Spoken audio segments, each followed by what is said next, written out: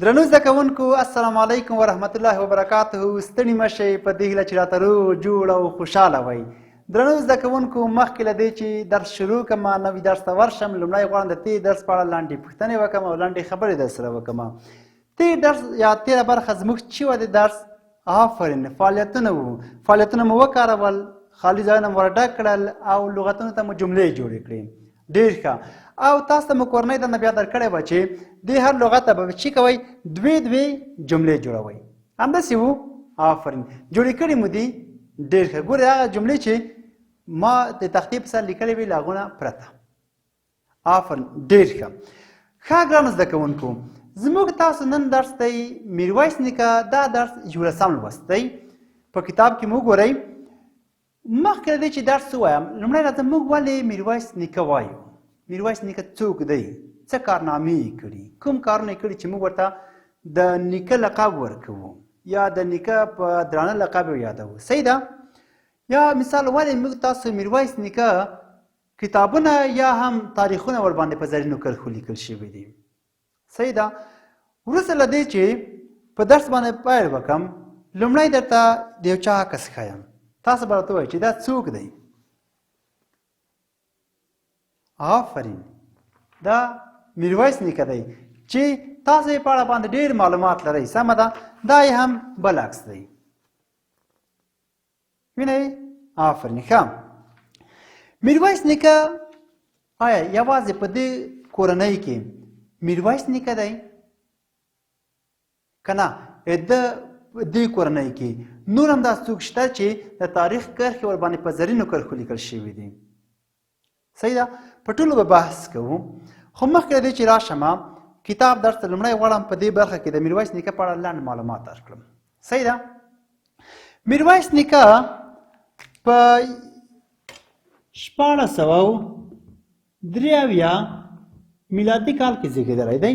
په څو کال کې؟ په 1683 میلادي کال کې. او تر کوم کال پورې ژوند کړی دی؟ تر 1915 میلادي کال پورې ژوند کړی دی. صحیح ده؟ ډېر ښه.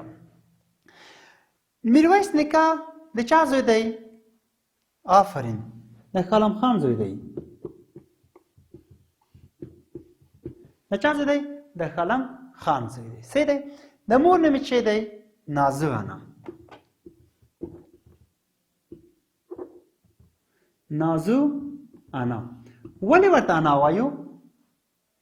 ځکه موږ تاسو په اکثر ځایونو کې په اکثرو خلکو کې هغه څوک چې ډېر د احترام وړ یا د احترام په احترام باندې قایل وي هغو ته موږ د که ښځینه وي د انا لقب ورکوو، او که چیرې نارینه وي ډېر محترم وي هغو ته د بابا او نیکه لقبونه ورکوو. صحیح ده؟ مثال موږ تاسو وایو میرویس نیکه، مثال وایو احمد شاه بابا، یا مثال وایو چې بیبي زینبه که نه هلته بیبي لقب ورکړی، یا مثال وایو چې نازو انا، یا وایو رحمان بابا، یا وایو خوشحال بابا، یا وایو حمزه بابا. ګورئ دلته مو څومره لقبونه ورکړي دي، د احترام لقبونه. صحیح ده؟ میرویس نیکه د په شمول باندې 4 وروڼه یې درلودل. یعنې دا هم ورسره وو څو د په شمول باندې 4 وروڼه یې درلودل. زه به ولیکم درته. میرویس نیکه دی، میرویس نیکه یو، عبدالعزیز په نامه یې دویم ورور و، دریم یې یحیی په نامه دی، څلورم یې عبدالقادر. عبدالقادر په نامه. صحیح دی؟ عبدالقادر خان خټک نه دی. ښه، دا د میرویس نیکه ورور عبدالقادر هوتک دی. سمه ده؟ میرویس نیکه د ده په شمول باندې 4 وروڼه میرویس نیکه، عبدالعزیز، یحیی او عبدالقادر د وروڼه وو. صحیح دی؟ ښه. دلته نازو انا کیسه کوي چې ما هم کله میرویس نیکه ته بېله دې چې زه اودس وکړم شیدې مې نه دي ورکړي. یعنې ما ده ته همیشه په څه شي لکه په اوداسه باندې شیدې ورکړي. یعنې د دې دومره ښه روزنه کړې ده چې ده ته یې همیشه کوشش کړی چې په اوداسه شیدې ورکړي او تل یې ورته په اوداسه شیدې ورکړي دي. دا خپله یو ځای کې نقل کوي چې ما ته بیټ نیکه په خوب راغی او راته ویې ویلې چې دا دغه زوی ته میرویس نیکه چې دی دې به ډېره ښه سرپرستي کوي، ډېره ښه روزنه به یې کوي، داسې به یې روزي چې هغه د هېواد لپاره یو ډېر ښه راتلونکی لري، یو ډېر ښه شخصیت به وي. صحیح ده؟ نو ځکه چې د ده به ډېره ښه روزنه او ډېر ښه شخصیت په جوړولو کې به ډېر کار کوي. اوس تاسو وایئ چې بیټ نیکه څوک دی؟ بیټ نیکه په پښتو ادب کې د لرغونې دوره کې هغه څوک تېر شوی دی چې هغه مناجات ویلی، د خپلو خلکو د ډېروالي د غوښتنه یې کړې له رب نه، وایي چې لویه خدایه لویه خدایه دا وګړي ډېر کړي خدایه، داسې مناجات یې ویلی که نه، لویه خدایه لویه خدایه ستا په مینه په هر ځایه غر ولاړې درناوی کې واړه ژوې زارۍ کې دلته دي د غرو لمنې زموږ ښېدی دي پکې پلنې دا وګړي ډېر کړي خدایه لویه خدایه لویه خدایه، یعنې اوږد مناجات یې ویلی دی. صحیح ده؟ د خپلو خلکو غوښتنه یې کړې او یو نیک شخصیت تېر شوی دی. صحیح ده؟ نو هماغه و چې نازو انا وایي چې ما ته بیټ نیکه په خوب راغی او راته وویل چې د دغه زوی دی ښه سرپرستي کوه تر څو دی د راتلونکي دپاره د خپلو خلکو دپاره د خپل هېواد دپاره یو ډېر نیک شخصیت یو نیک انسان جوړ شي. صحیح ده؟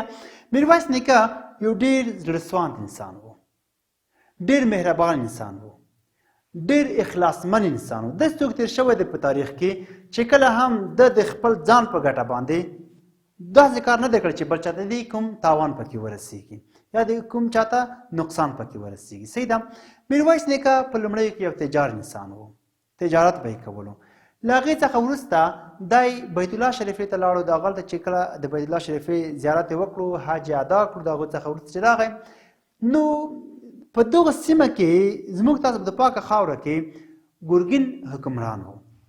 ګرګین داسې ظالم څوک و چې د زموږ تاسو په خلکو باندې دومره ظلم کولو چې زموږ تاسو د فرهنګ سره او زموږ تاسو د فولکلور سره بالخصوص یعنی د ټول اسلامي فولکلور سره ډېر کلک مخالف کارونه یې کول، داسې ظلمونه یې کول، ډېر سخت ظلمونه، داسې ظلمونه چې په اسلام کې هیڅ نه دی روا یا هم هیڅ نه دی روا چې په یو مسلمان باندې دومره ظلم وشي. ګرګین دا کارونه ټول کول. صحیح ده؟ هماغه میرویس نیکه خو ډېر هوښیار او زړور انسان و، ډېر زړهسوان انسان و. دا یې هر څه کتل، دا چې وکتل نو د خپل خلک په ډېر هنر او په ډېر کمال سره راټول کړل تر څو ګرګین په ده باندې پوه نه شي چې میرویس نیکه داسې یو څه کوي چې زما مقابل کې ودرېږي یا زما مقابل کې دغه خلک څنګه راټول کړي. وروسته هغه نه همداسې کرار خلک راټول کړل. نو وروسته هغه پرېکړه یې وکړه چې د ګرګین په مقابل کې ودرېږي. هماغه و چې د ګرګین په مقابل کې ودرېدل. وروسته له ډېر سخت جنګ او سخت جنجال څخه وروسته په ډېر غیرت سره یې له خپلې خاورې دفاع وکړه، ګرګین ته یې ماتې ورکړه. صحیح ده؟ کله چې ګرګین ته ماتې ورکړه نو وروسته له هغو څخه میرویس نیکه د مانجې په نامه په یوه جرګه کې ملي مشر وټاکل شو. ګورئ میرویس نیکه وایي چې زه کله هم پاچا نه یم.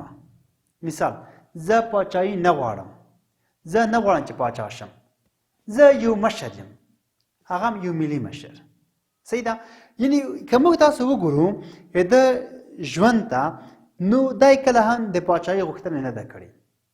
دی د یو ملي مشر په توګه تر ژوند تر آخره پورې پاتې شوی دی. صحیح ده؟ بیا هماغه و چې په 1915 میلادي کال کې وفات او د قندهار په کوکران سیمه کې خاورو ته وسپارل شو. صحیح ده؟ دا د میرویس نیکه هغه اولني معلوماتو چې ما تاسو درکړو، نور معلومات به د ده په درس کې وایو. سمه ده؟ اوس راځم په کورنۍ کې هغه کسان چې د تورې تر څنګ یا د وطن د دفاع تر څنګ یې قلم هم نه دی پرېښی. مثال د مشر زوی چې دی شاه محمود هوتک دی. شاه محمود هوتک یو زړور پاچا و چې کله میرویس نیکه نه وروسته دی واک ته رسېږي او د خپلې خاورې دفاع کوي او تر اصفهانه پورې اصفهان هم نیسي، هلته جنګ هم کوي. صحیح ده؟ چې وروسته هغو څخه دی چې کله هلته لاړو په ځای څوک د میرویس نیکه بل زوی شاه حسین هوتک، څوک شاه حسین هوتک مشر ټاکي.